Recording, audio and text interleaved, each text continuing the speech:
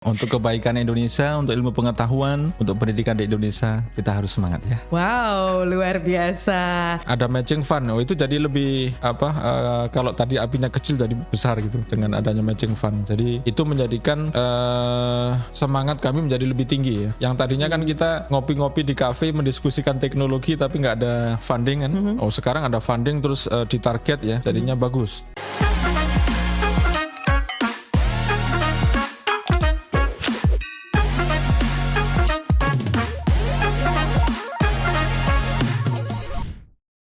Halo Sobat Kedireka, Insan Dikti dimanapun Anda berada. Bagaimana kabarnya? Semoga sehat selalu dan tentunya selalu semangat untuk mendengarkan podcast Dikti Menyapa. Kembali lagi di podcast kali ini dengan kejutan yang baru dan tentunya dengan wajah baru. Karena kali ini Kedireka akan menghadirkan salah satu sosok yang inspiratif dan juga memiliki banyak inovasi di bidang teknologi. Baik, untuk Sobat Kedireka yang sebelumnya sudah pernah mengikuti program Matching Fund, bagaimanakah kira-kira? Apakah inovasinya semakin berlanjut atau justru semakin semangat untuk mengembangkan berbagai inovasi lainnya? Baik, untuk meningkatkan kolaborasi inovasi di Indonesia, Kedireka sudah hadir dengan berbagai ekosistem dan salah satunya di podcast Dikti Menyapa kali ini, Rekapods hadir untuk memberikan insights atau ilmu-ilmu mengenai inovasi tentunya dengan narasumber yang ahli di bidangnya. Baik, para insan Dikti dan juga Sobat Kedireka, kali ini saya sudah kedatangan tamu ya, sosok yang sangat inspiratif dan tentunya banyak sekali implementasi inovasi teknologi yang sudah beliau terapkan dan manfaatnya dirasakan oleh masyarakat Indonesia. Siapa lagi kalau bukan Bapak Khairul Anwar.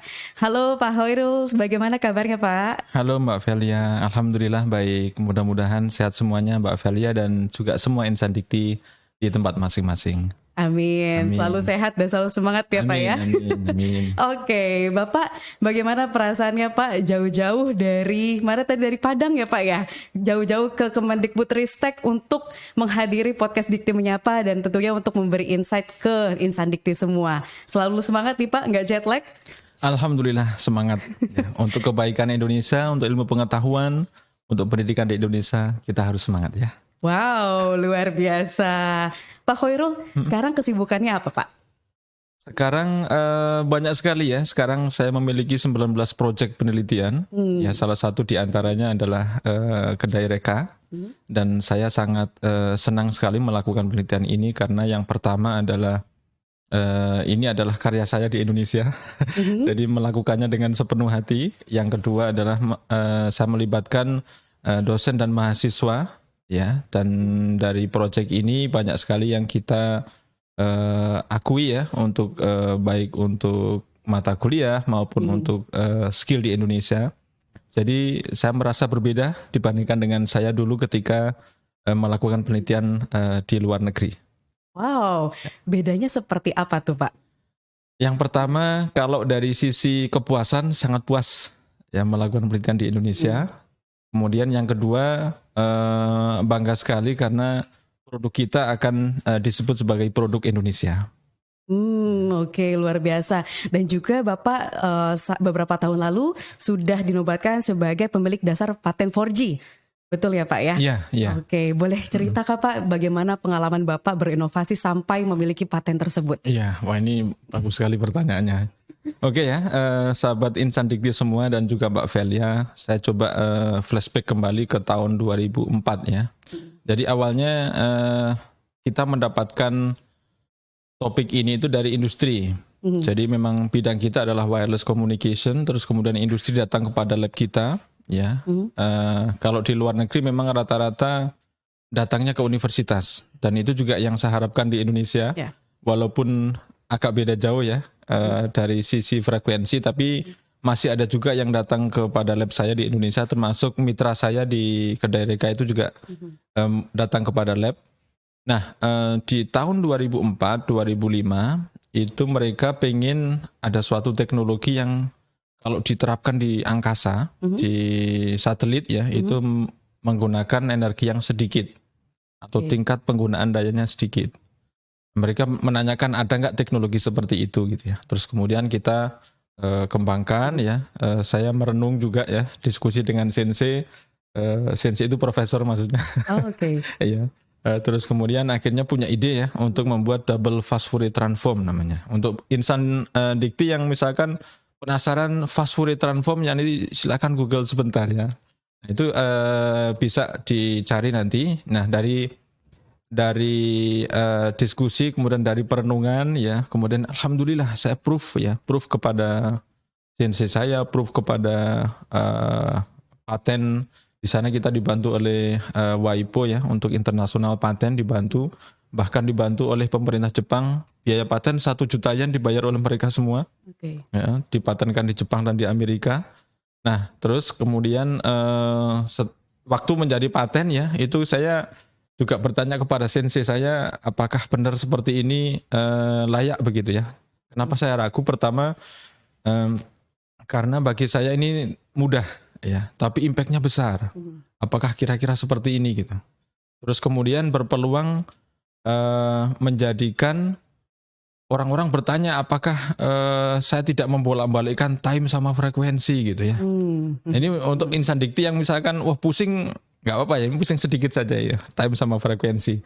Tapi maksud saya begini. Nah, dari diskusi seperti itu, terus kemudian sensei saya menyampaikan ada 3 untuk kita bisa tetap maju dalam paten internasional maupun paten nasional Jepang waktu itu adalah, pertama, paten yang bagus itu sederhana. Nah, karena dibilang paten bagus sederhana, saya semangat.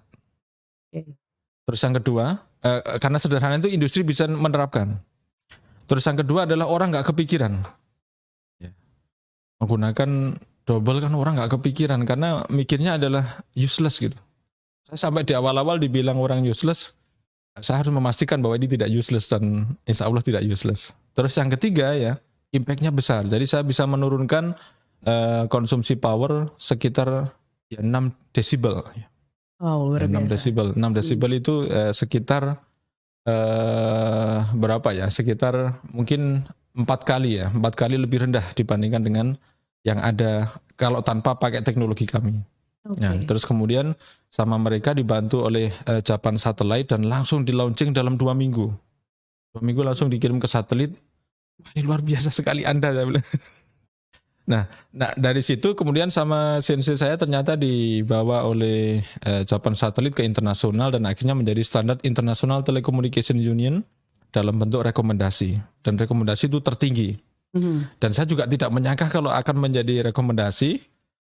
Yang saya rasakan adalah untuk menjadi paten internasional, untuk menjadi rekomendasi, saya harus menjawab banyak sekali pertanyaan yang harus mengkonfirmasi bahwa ini ide original, ya, nggak sama dengan yang lain. Jadi dikasih ke saya paten-paten yang mirip. Saya harus proof bahwa tidak sama dengan mereka semua dan alhamdulillah bisa proof, makanya granted sama menjadi rekomendasi internasional. Wow, luar biasa. Luar biasa, berarti perjalanannya itu nggak semuanya tuh harus selalu mulus ya Pak ya. Tadi kalau saya dengar ceritanya banyak sekali tantangannya, bahkan dianggap hal yang aneh ya Pak ya. Iya. Sempat ya. Iya. Jadi banyak orang mengatakan useless ya. Pertama di Hokkaido itu mengatakan useless, terus kemudian di Australia mengatakan useless. Oke. Terus kemudian tahun 2007 ya, 2005 kita patenkan. Jadi aturan di sana adalah sebelum conference itu harus dipatenkan. Jadi saya masih ingat sekitar 5 Agustus tahun 2005 itu saya mengejar untuk terregistrasi paten. Ya. Dan memang kata sensei saya harus seperti itu. Dan 2007 kan standar 4G keluar, Mbak ya. Dan itu menggunakan konsep double fast Fourier transform. Oh, yang Bapak ciptakan. Yang saya patenkan. Ya, ya. Tapi memang di dalam paten saya tidak menyebut satu teknologi, nama teknologi nggak menyebut, tapi konsep dasar itu ya, itu yang saya patenkan, termasuk konsep dasar double fast Fourier transform itu dipakai di 5G sekarang, menggunakan juga double fast Fourier transform. Oke, artinya continuous ya Pak ya. Continuous. Sampai sekarang dan selalu tapi yang 6G nanti kita belum tahu yang 6G. Wah, sudah 6G. Padahal kayak 5G masih baru di Indonesia 5G ya Pak ya. masih baru akan diimplementasikan secara masif juga. Oke, Iya. luar biasa.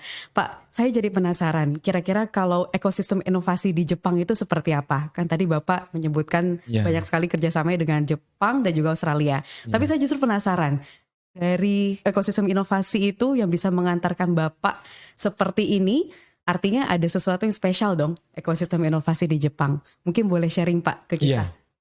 Tadi sebenarnya sudah saya share sedikit di awal bahwa hubungan kita dengan industri besar sekali ya, termasuk Oke. saya tuh senang sekali dengan kedai Reka karena memang kita nggak bisa sendirian, Mbak. Ya. Jadi akademinya itu harus bergandeng dengan industri. Nah, yang dilakukan oleh pemerintah Jepang ini yang saya alami saat itu ya, mudah-mudahan sekarang masih ada ya. Itu adalah pemerintah memberikan proyek kepada industri, syaratnya mengajak universitas. Dan itu yang menurut saya mungkin belum ada di kita ya. Jadi industri dikasih proyek, tapi syaratnya mengajak universitas. Saya masih ingat beberapa industri mendatangi kami karena diajak untuk kolaborasi riset tersebut. Nah itu yang sistem pertama ya, cara pemerintah untuk menstimulasi terjadinya keperluan industri kepada universitas. Kalau universitas mengajak industri kan udah biasa kita ya. Yang ini dibalik, jadi industri mengajak universitas. Terus yang kedua, sebenarnya industri itu tidak ada pemerintah memberikan proyek pun mereka datang kepada kita. Ini saya masih ingat ada industri besar internasional di Jepang yang mendatangi lab kami ya, kemudian minta didesainkan satu sistem yang mendekati Shannon limit. Nah, bagi telekomunikasi itu ada namanya limit yang itu menjadi impian orang untuk mencapainya gitu. Nah, minta didesainkan suatu teknologi telekomunikasi mencapai sekian 0,1 dB dari Shannon limit. Kemudian saya bikinkan simulasi ya, teori kemudian simulasi. Kemudian saya sampaikan ke industri tersebut, ini industri besar sekali. Ya. Mereka bisa bikin persis seperti yang saya desain. Pertama kalau dari sisi ilmuwan bangga sekali ya Mbak ya. Kita desain terus barangnya jadi gitu. Terus yang kedua adalah saya memuji. Wah, Anda hebat sekali ya. Ya, dari di atas kertas, dari hitungan matematika bisa dibikin barangnya dan bekerja dengan baik gitu. Nah, itu yang saya merasa itu masih belum kita miliki di Indonesia. Jadi kalau ada teknologi baru, algoritma baru, saya masih kesulitan ini Mbak sekarang di Indonesia. Baik. Industri mana yang kira-kira bisa? Saya datang beberapa kali ke industri, mereka menyampaikan belum. Itu tadi dua ya. Terus yang ketiga itu yang ketiga ini prinsip kami sendiri, yaitu setiap 2 bulan atau 3 bulan sekali kami pasti presentasi ke industri waktu di Jepang. Jadi saya sama bos saya, sama sensei saya datang ke industri A, industri B, industri C setiap 2 atau 3 bulan, mungkin in general 3 bulan. Ya, kita datang ke Tokyo, datang ke untuk presentasi hasil riset kita, dan dari situ kita dapat proyek baru. Ya. Terus mungkin yang keempat ini adalah sistem penilaian. Jadi rata-rata kami di sana disebut seorang profesor yang baik jika punya proyek dari pemerintah, kemudian punya proyek dari industri. Itu baru kita disebut memiliki achievement. Dan itu kalau saya sendiri saya terapkan di Indonesia ya. Jadi setelah kembali beberapa budaya itu saya terapkan di Indonesia. Terus kemudian achievement seperti itu tetap saya lakukan walaupun kampus atau walaupun seandainya dikti nggak menilai seperti itu pun saya akan melakukan seperti bagaimana Jepang menilai kami. Wah, luar biasa. Nah, kalau ngomong-ngomong mengenai intervensi dari industri sendiri ke kampus, Pak, kira-kira apa sih yang dirasakan oleh Pak Khairul sendiri sebagai inovator di Indonesia setelah adanya program Matching Fund? Apakah justru ini lebih membuka akses atau mungkin perbedaannya di sisi apa gitu? Iya, ini saya sampaikan 2 hal sekaligus ya, karena kan namanya pendidikan kan tidak semua sweet ya, tapi tidak semua bitter juga ya.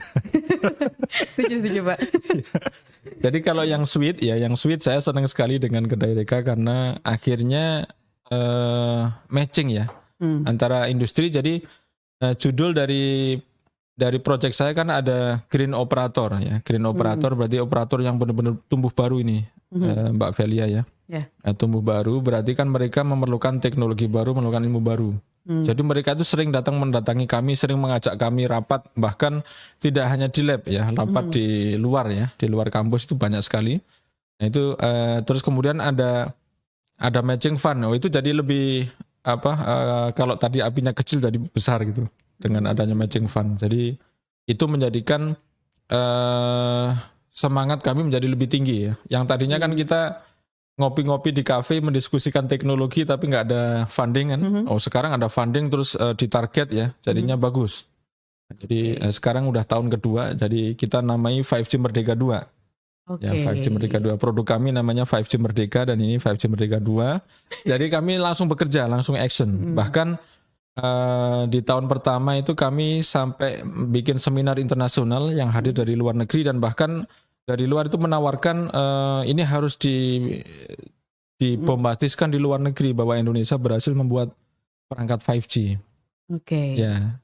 Ini karya anak Indonesia. Ya. Luar biasa, karya anak Indonesia. Karya anak Indonesia. Ya. Kami sih berharap masih bisa ya nanti ya, mudah-mudahan masih ada waktu untuk kita show ke internasional bahwa di tahun kedua kita menyebut 5G Merdeka ini bisa sukses. Kami menyebut merdeka itu karena kami ingin mengajak industri dalam negeri itu ikut semua. Kan tandanya kan kita tidak terikat pada salah satu vendor, tapi kan kita bisa bikin sendiri, ramai-ramai kita bikin. Begitu Mbak Velia kira-kira. Luar biasa. Tentunya Insan Dikti semua pasti mengaminkan doa Pak Khairul ya. Harapannya semoga semuanya bisa lancar dan tentunya inovasi di 5G ini lebih merdeka lagi ke depannya. Amin. Oke, Pak, justru saya penasaran nih. Sepertinya kan dari pengalaman Pak Khairul di Jepang, itu industri itu yang approach duluan ke universitasnya. Kalau di sini kan berbeda ya Pak ya. Justru universitas condong lebih harus approach ke industri. Kira-kira gimana sih Pak untuk menarik minat industri itu untuk berkolaborasi dengan para inovator dari universitas di Indonesia? Nah, pertama saya membagi menjadi dua, ya. Jadi ada produk-produk itu yang mudah. Mudah itu maksudnya tidak terlalu high tech. Ya. Kalau misalkan kayak kami 5G kan high tech sekali ini, Mbak Velia. High tech karena tidak bisa berdiri sendiri kita harus terikat dengan internasional, standarnya harus ada. Nah untuk yang high tech memang agak lama, tapi yang untuk yang medium itu menurut saya bisa dimulai dan bahkan harus lebih cepat daripada kami yang high tech. Ya. Nah untuk yang high tech ya, untuk yang low teknologi saya yakin pertama tidak serumit kami, tidak harus menunggu standar internasional. Tidak harus berhadapan dengan vendor besar internasional. Maka untuk Insan Dikti yang tidak melibatkan standar internasional, saya minta untuk makin semangat ya dan harus makin banyak produknya. Ya, dan itu saya yakin tidak akan terkendala seperti kami. Ya, maksudnya ini bukan untuk untuk melemahkan semangat juga ya. Maksudnya justru untuk menambah semangat bagi teman-teman yang tidak harus melibatkan standar internasional. Yang kedua yang bagi kami nih Mbak Velia ya. Karena kan produk kami adalah high technology dan high technology itu kita nggak bisa sendiri, kita involve dengan negara lain kan ya. Maka saya melihat karena industri kita itu nggak begitu besar, ya, akhirnya yang datang ke universitas secara natural akan sedikit. Ya itu yang saya rasakan ya, dan saya maklum, maksudnya saya tidak menyalahkan industri-industri di Indonesia. Memang kalau kita nggak ada demand membuat produk itu otomatis datang ke kampusnya akan sedikit. Beda dengan Jepang yang diharuskan membuat produk, maka untuk inovasi, untuk kalau ada problem datangnya kemana lagi kalau nggak ke kampus gitu ya. Nah kalau di kita karena nggak membuat produk, in general ya, nggak membuat produk makanya akan jarang datang ke kampus. Nah, untuk mengatasi itu saya akhirnya mengalah. Mengalah itu begini. Sewaktu di Jepang saya banyak riset fundamental 100% dan 0% produk. Karena produk yang bikin mereka semua. Nah, untuk di Indonesia saya mengalah jadi 80% fundamental, 20% produk. Pertama, cara saya adalah saya ingin mengajari industri di kita bahwa kita bisa bikin.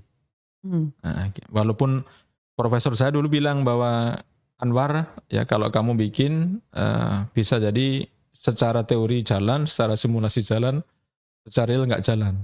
Ya, tapi kamu harus tetap lakukan terus dan improve terus, dan itu saya lakukan. Makanya kita di 5G Merdeka 2 kita lakukan improvement terus dan alhamdulillah jalan, Mbak.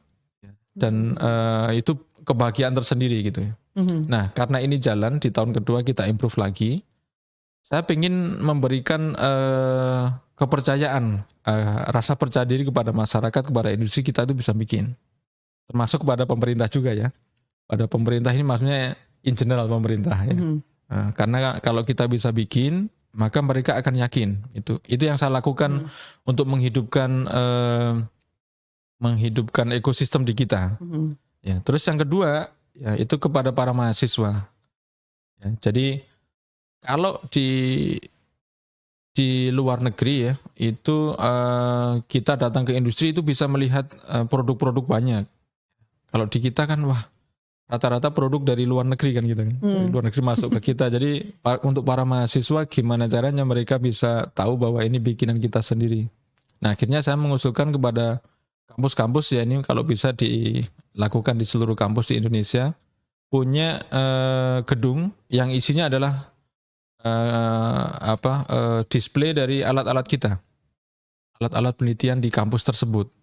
Dan ini insya Allah nanti dimulai di Telkom University kita ada nanti TU Telkom University Innovation, saya lupa TUIG ya, Innovation Gallery, Telkom University Innovation Gallery. Itu nanti kami akan tampilkan karya kami ini di sana dan tidak kita ambil lagi. Maksudnya kita display, jadi kayak museum tapi museum masa depan. Wow. Biasanya museum kan teknologi masa lalu, tapi ini teknologi masa depan. Dan itu kita setelah di display nggak diambil. Jadi kalau ada tamu bisa melihat terus. Kalau biasanya kan habis pameran selesai kita beres-beres kan. Nah kalau ini nggak kita bereskan. Dan itu yang dilakukan di kampus-kampus di Jepang dan terutama kampus saya ya di Ishikawa dulu. Itu ada gedung khusus untuk display produk. Nah, saya melihat kalau itu ada, nanti impact-nya besar. Wartawan bisa melihat, mahasiswa bisa melihat, industri bisa melihat, sehingga menjadikan semangat untuk membuat produk itu menjadi muncul. Apalagi nanti kalau ditambah dengan regulasi yang mendukung, saya yakin ini kebangkitan baru gitu. Ya dari sisi inovasi kita ada, pembuat ada, regulasi ada, itu keren sekali. Yap. Jadi kayak satu ekosistem inovasi, betul ya Pak ya? Oke, luar biasa. Nah, kalau ngomongin semangatnya Pak Khoirul nih, saya sudah jatuh bangun, terus jatuhin lagi, tapi terus bangkit ya Pak ya. Saya jadi penasaran, apa sih yang membuat Bapak itu konsisten untuk berinovasi? Ya, ini bagus sekali pertanyaan. Jadi saya jawab dengan dua pendekatan juga Mbak ya. Yang pertama pendekatan agama ya. Kan kita warga yang beragama kita di Indonesia. Kalau di Jepang kan rata-rata agama mereka science and technology. Kalau kita agama dari Tuhan ini ya. Nah, yang pertama adalah semangat saya adalah ikhlas ya. Jadi ikhlas itu adalah kita bekerja untuk Tuhan. Jadi kalau kita bekerja untuk Tuhan, ya untuk Allah Subhanahu wa taala, maka semangat kita nggak pernah habis. Bahkan kalau misalkan semua orang bekerja untuk Tuhan, itu hasilnya akan terbaik. Kenapa begitu? Karena kita persembahkan untuk Tuhan. Masa kita bikin yang nggak bagus gitu. Jadi akan pasti terbaik. Bikin produk terbaik, bikin publikasi terbaik, bikin semuanya itu pasti terbaik. Karena kan untuk Tuhan gitu. Terus yang kedua, itu adalah untuk bangsa.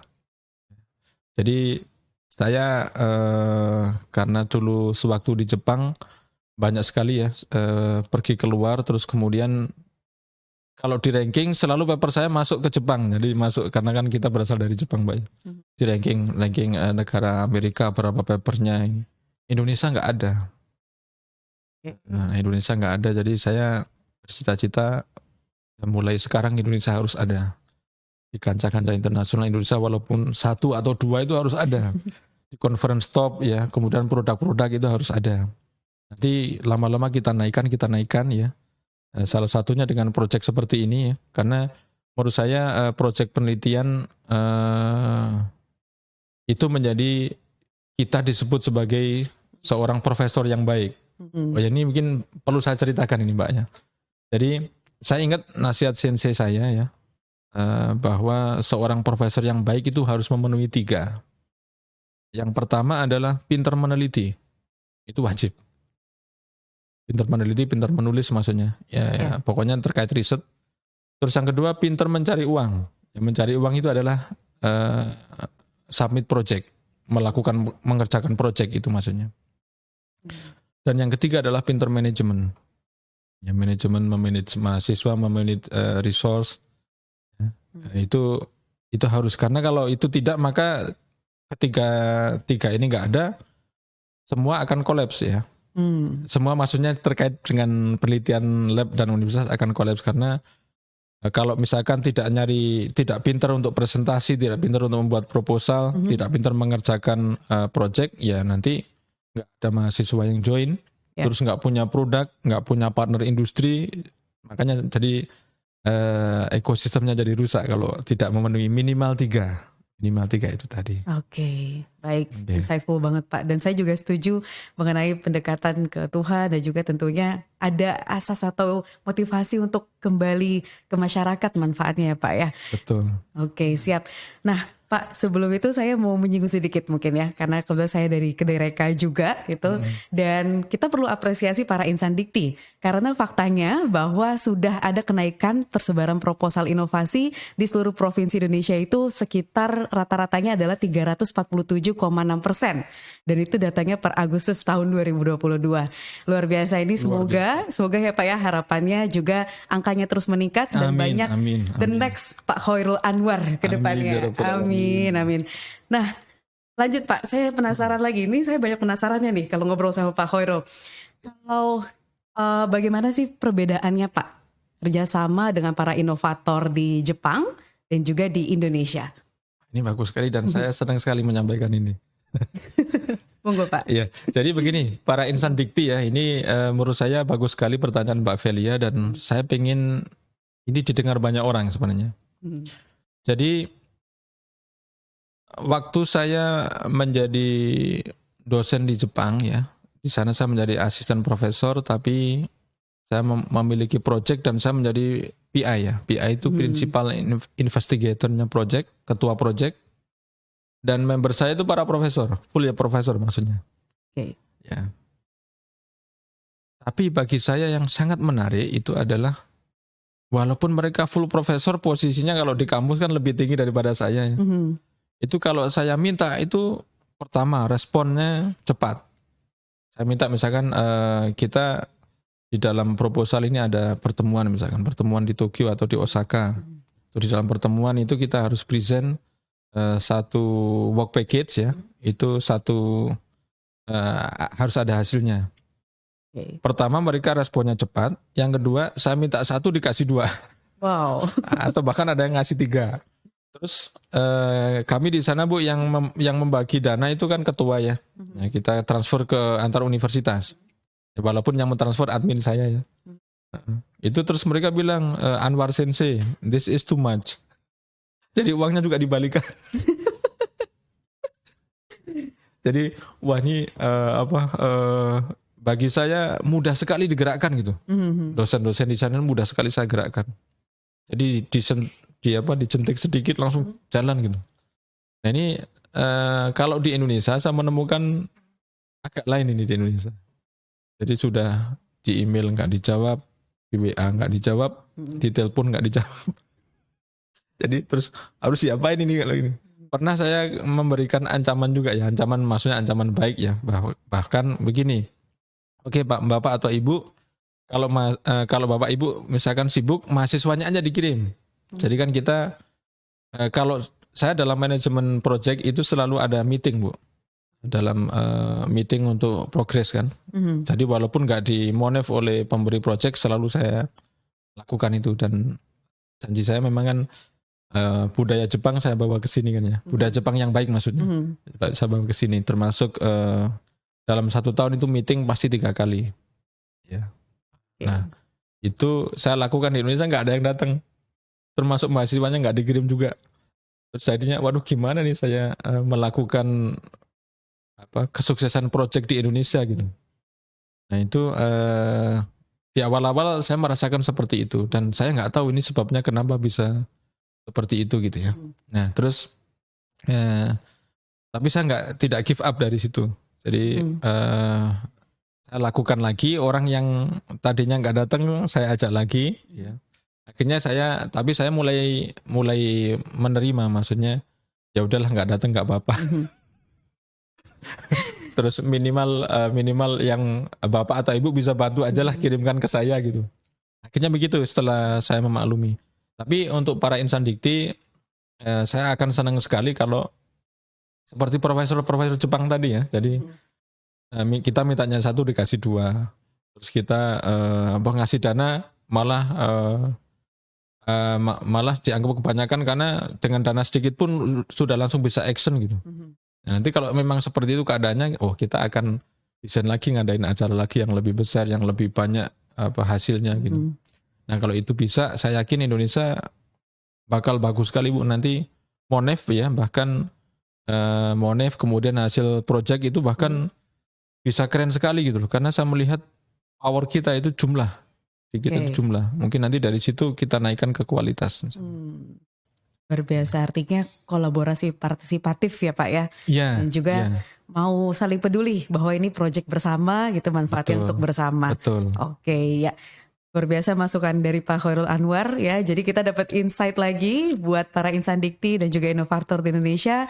Tentunya kita punya daya saing juga ya Pak ya, dengan jumlah yang banyak dan juga insya Allah kualitasnya pun juga selaras dengan banyaknya jumlah yang kita punya sekarang. Baik. Satu lagi saya lupa menyampaikan bahwa ini sebenarnya kebaikan dari kita di Indonesia, tapi kita mungkin sering terlewat. Apa tuh Pak?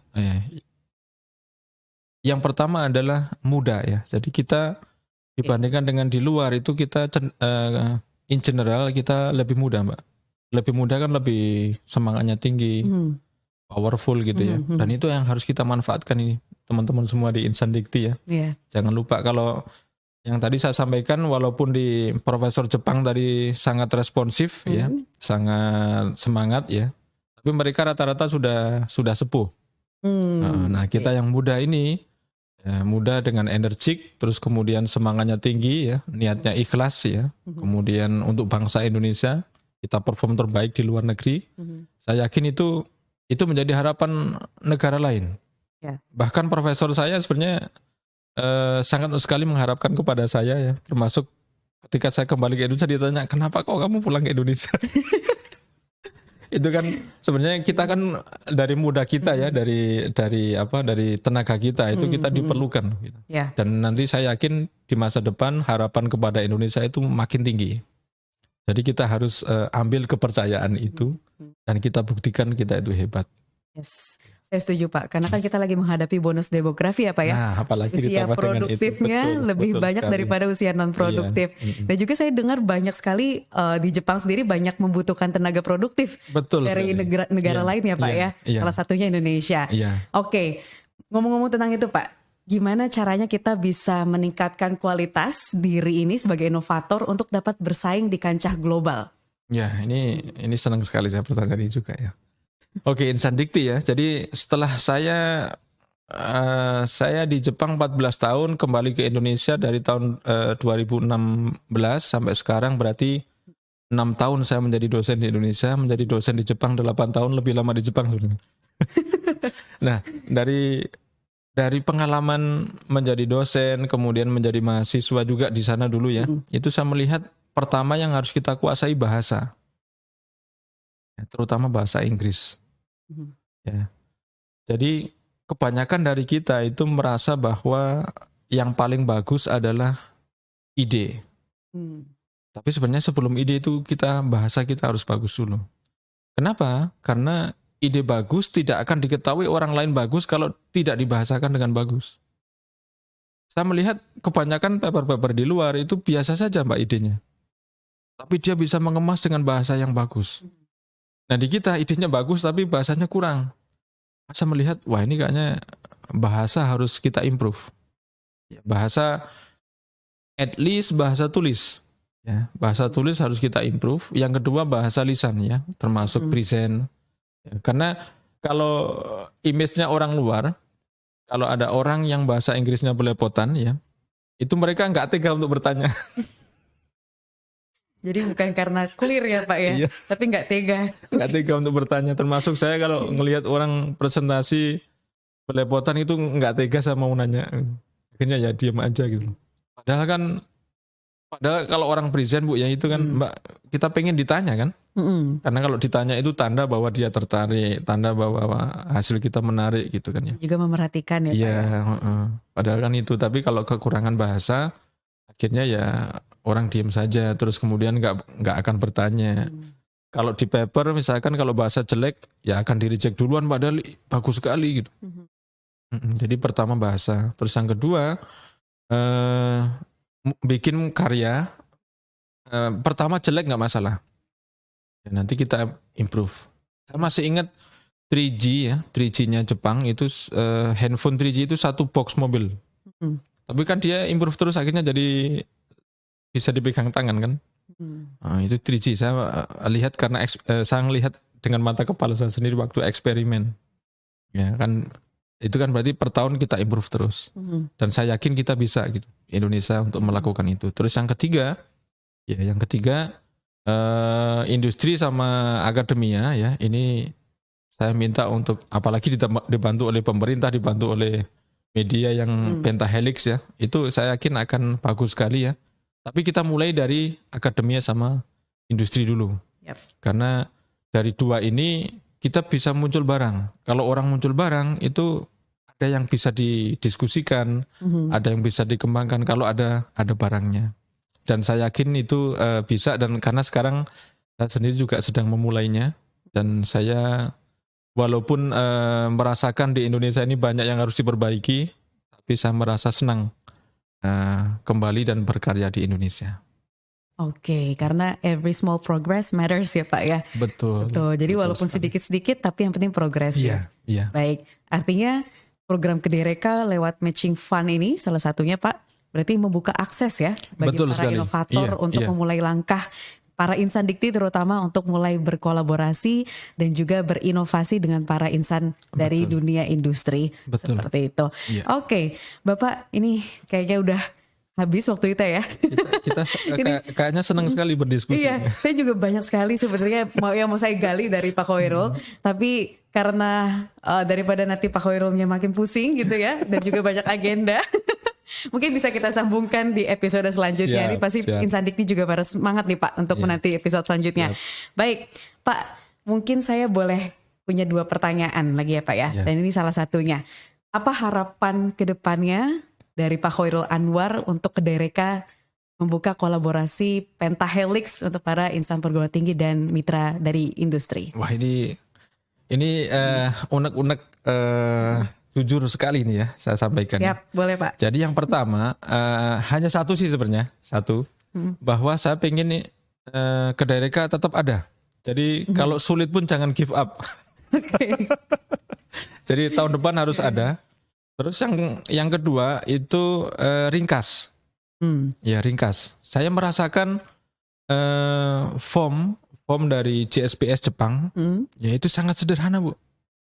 Sangat sederhana, isinya ringan, mudah dikontrol. Sebenarnya kan yang kita inginkan kan mudah dikontrol kan ya. Sehingga benar gitu. Alokasinya benar. Nah saya pengen hal seperti itu mungkin diadopsi kesederhanaan tapi bisa dikontrol. Saya yakin dengan begitu nanti dari Insan Dikti maupun Dudi ya itu akan bahagia gitu. Terus yang ketiga terus melakukan improvement ya. Melakukan improvement baik dari sisi topik maupun dari sisi cara mengevaluasi itu diimprove saja. Ya, intinya jangan give up ya karena kita senang dengan Kedereka. Oke, ini rasanya mungkin banyak insan dikti yang harapannya sama seperti Pak Khairul Anwar ya. Oke, bagi Sobat Kedereka dan insan dikti kalau punya harapan lainnya boleh langsung tambahkan di kolom komentar saja. Baik, Pak Khairul Anwar, banyak sekali ilmu yang sudah kita dapatkan ya teman-teman pada hari ini. Dan tentunya kita mau lebih menggali banyak informasi mengenai inovasi dari Pak Khairul Anwar. Mungkin boleh spoiler sedikit Pak, kira-kira apa sih project selanjutnya nih yang terdekat untuk pengembangan teknologi? Ya. Jadi karena bidang saya adalah wireless communication, terutama information theory dan coding theory, ya. Jadi sekarang saya sedang mengembangkan 5G Advance, ya. Karena 5G Advance nanti akan keluar standarnya tahun 2024, insya Allah. Terus kemudian langsung loncat ke 6G, ya 6G tahun 2030. Jadi untuk 5G Advance kita sedang membuat dan sedang mematenkan machine learning untuk telekomunikasi. Dan kemudian untuk yang 6G kita sedang mempersiapkan algoritma kuantum ya untuk 6G. Dan semuanya berawal dari produk kami di Kedai Reka. Wah, luar biasa. Jadi Kedai Reka membuka akses ya Pak ya. Betul. Untuk kolaborasi inovasi tentunya di program 5G sendiri yang sedang Bapak kembangkan sekarang. Baik, mungkin boleh Pak kasih satu kata untuk Kedai Reka. Hidup Kedai Reka.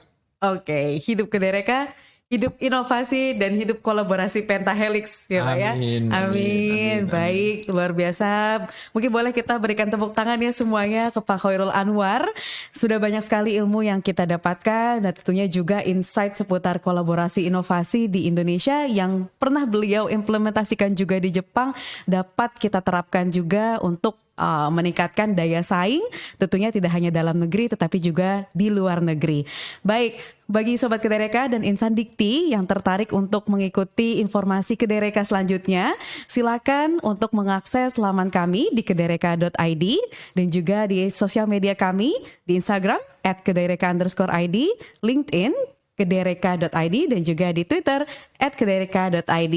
Terima kasih banyak Pak Khairul Anwar atas waktu dan ilmunya. Ya, kami senang sekali loh Pak di sini dan juga rasanya menyaksikan Pak Khairul Anwar dengan berbagai inovasinya tentunya bisa membangkitkan semangat lagi ya Pak ya untuk kolaborasi inovasi di Indonesia.